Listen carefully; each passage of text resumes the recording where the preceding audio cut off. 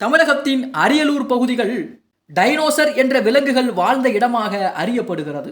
கோண்டுவானா அழிந்து குமரிக்கண்டம் தோன்றுவதற்கான இடைப்பட்ட காலங்களிலே அரியலூர் பகுதிகள் கடலாக இருந்தது என்பதை உண்மைப்படுத்துவதற்கான சான்றுகளும் அரியலூரிலே கிடைத்திருக்கின்றன. கடல்வாழ் உயிரினங்கள் அழிந்துவிட்ட நிலையில் அந்த பகுதி நிலப்பகுதியாக மாறிய போது அக்கடல்வாழ் உயிரினங்கள் மண்ணோடு மண்ணாக மட்கி இன்று சாந்து பொருளுக்கு மூலப்பொருளாக மாறி நிற்கிறது.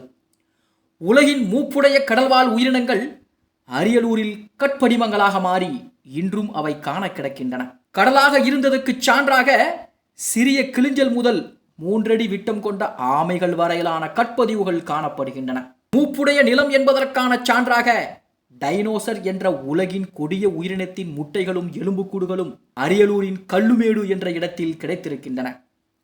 கட்பதிவுகளாக காட்சியளிக்கும் அம்மேடு கல்லுமேடு என்றே இன்றும் அழைக்கப்படுகிறது.